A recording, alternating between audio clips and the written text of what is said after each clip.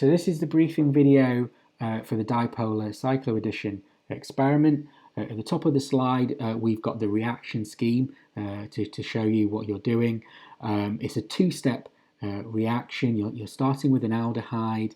You're forming hydroxylamine. This is a sort of nucleophilic substitution of the carbonyl group type of reaction, which you've seen in your first year sort of theory modules. And then the second step is a dipolar cycloaddition, where you form a cyclic product in one step. And you'll learn the sort of theory of this reaction and how that works in semester 2 of your organic chemistry module. The purpose of this experiment is to give you practice at performing a lot of the sort of key skills in synthetic chemistry, so like how to set up and perform a reaction at a low temperature where you really need to control the rate of the reaction, liquid-liquid extraction, recrystallization, and some of the main analytical techniques, melting point, infrared, and NMR. So with some of these skills, there are sort of pre-lab videos showing you how to perform these skills. So if you want to refresh your memory on how to perform them well, then do watch the pre-lab videos. I'm just going to sort of focus a little bit on how to set up the low temperature reaction. Okay, so the reason why you want to set up a low temperature reaction is if you've got, say, a reaction that can be quite exothermic, has a quite fast rate, and you don't want it to get out of control, or perhaps if the reaction could form unnecessary or unwanted byproducts at a higher temperature, then it's useful to perform, set up the reaction at a lower temperature. And this is the way to do this. So what you need is sort of a multi-neck flask, okay, with where you on one sort of connection have a dropping funnel. This will allow you to add your reagent at a drop-wise, a slow rate, so you can control the rate of the reaction, and also a thermometer as well, so you can monitor the temperature of the reaction and make sure it's at the temperature you want it to be. If you find that the temperature of the reaction is rising too quickly, that means that you're adding your reagent too quickly. So what you can do is you can slow down the rate of addition by closing the tap slightly, or can close it completely to stop your reagent being added, let the reaction calm down, get back to the temperature you want, and then slowly start adding your reagent again.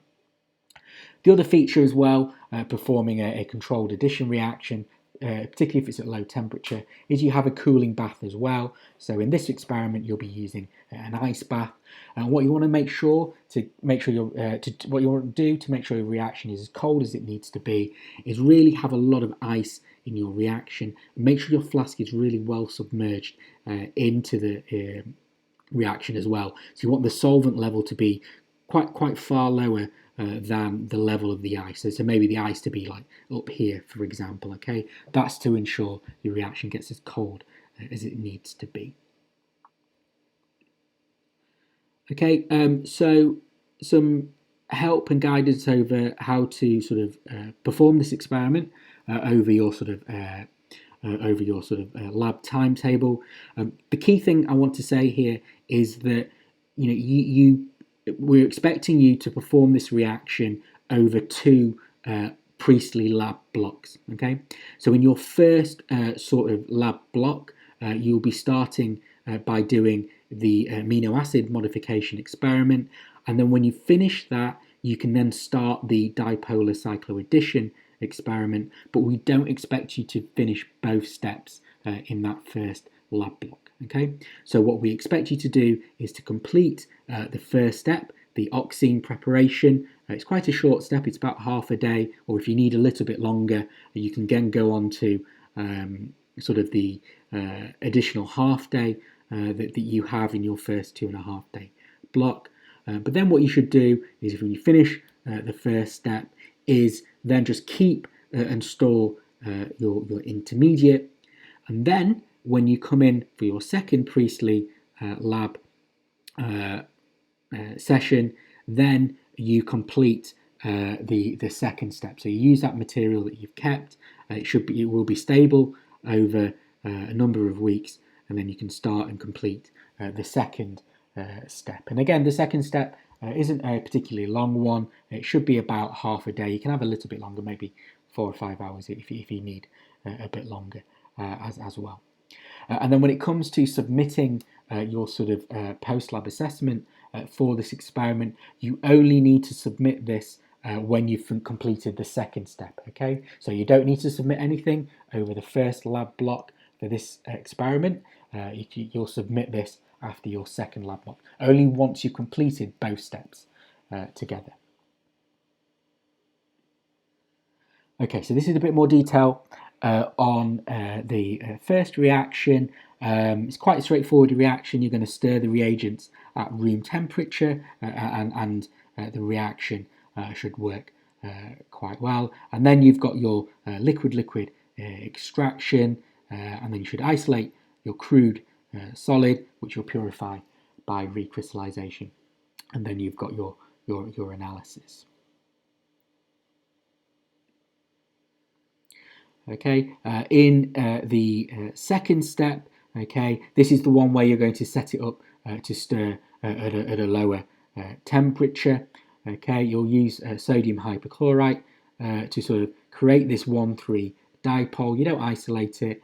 You then add your methyl acrylate slowly, and it will sort of do the dipolar cycloaddition.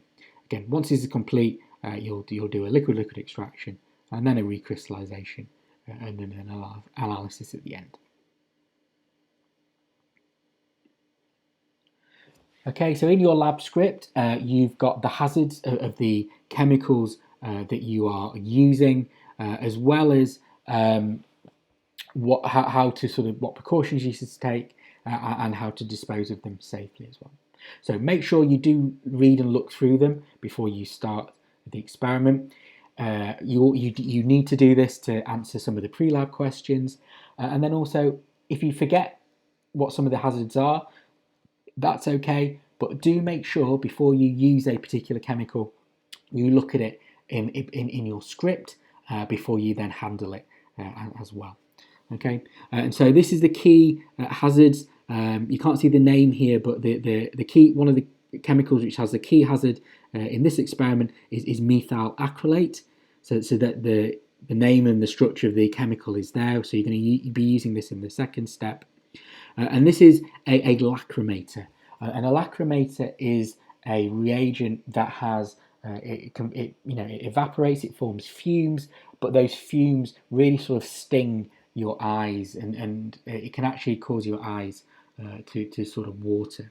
Okay, so what you need to make sure you do when handling this chemical to avoid that happening is you need to make sure that you handle this chemical in a fume hood. So that means, like, when you're measuring it out, you're either sort of taking the balance and then putting it into the fume hood, or you measuring it out in the measuring cylinder in your fume hood as well. That way, the any fumes that are sort of given off from the chemical will be extracted into the fume hood and are not going to get in contact with your eyes. And then when it comes to disposing them as well, make sure you follow the steps that are taken as well.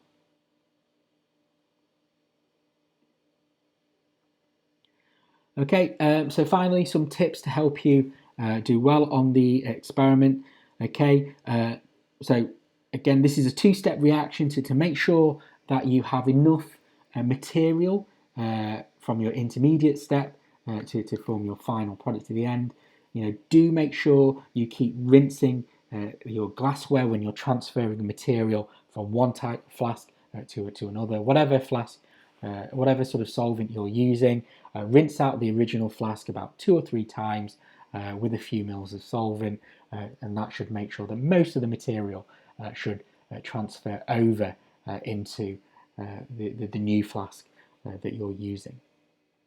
It's kind of reiterating in step 2. Make sure you submerge the reaction in lots of ice to keep it cool. Really sort of bury it so the level of ice is much higher than the solvent level of your reaction.